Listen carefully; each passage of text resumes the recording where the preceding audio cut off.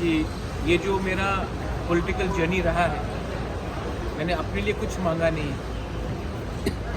मैंने अपने लिए एक पोस्ट नहीं मांगा, एक पद नहीं मांगा, हमने कुछ नहीं मांगा। हमने सिर्फ अपने तिपरासा लोगों के लिए, जो एसटी लोग हैं, जो जनजातीय त्रिपुरा का, उनके लिए हमने कुछ मांगा है। अगर वो गवर्नमेंट ऑफ इंडिया नहीं देना चाहती है तो वो उनका डिसीजन। अगर वो देंगे तो हम वेलकम करेंगे, अगर नहीं देंगे तो हम ऑपोजिशन में हैं और हम जानते हैं कि ऑपोजिशन क्या कर सकता है त्रिपुरा में, तो हम ऑपोजिशन का काम करेंगे। 27 तारीख लास्ट डेट था, अभी तक नहीं हुआ, क्या बोलना चाहिए? ये सवाल आप होम मिनिस्टर से पूछिए, मुझसे मत पूछिए। मैं वही कह सकता हूँ जो मुझे कहा गया था। मैं अपने लाइन में हूँ, जो मुझे बोला गया था।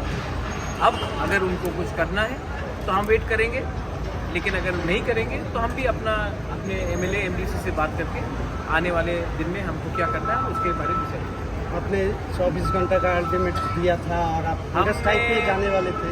आपको मैं एक ही बात बोलना चाह रहा हूँ कि मैंने आज तक अपने लिए कुछ डिमांड नहीं की। मैंने जो भी डिमांड किया है अपने त्रिपुरा के जनजातियों के लिए डिमांड किया। अगर उनको लगता है कि त्रिपुरा का जनजाति को कुछ मिलना चाहिए तब एक्ट कीजिए।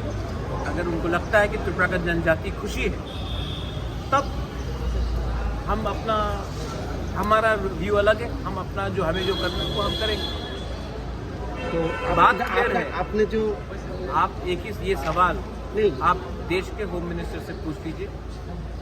मुझे जो बोलना था मैंने बोल दिया। अब मैं अपने एमएलए एमडीसी से बात करूंगा। दिल्ली से मुझे बहुत फ़ोन कॉल आया है अभी तक, लेकिन जब तक मैं अपने एमएलए एमडीसी और अपने सपोर्टर्स के साथ बात नहीं करूंगा, अभी मैं मीडिया को कुछ नहीं बोलना चाहता। तो आपका जो हंगर स्ट्राइक का जो स्टैंड था उसमें रहेंगे क्या? दिल्ली से बहुत फ़ोन कॉल आया है। अगर आपको भी मेरे संग हंगर स्ट्राइक में ज्वाइन करना है तो यू आर मोस्ट वेलकम।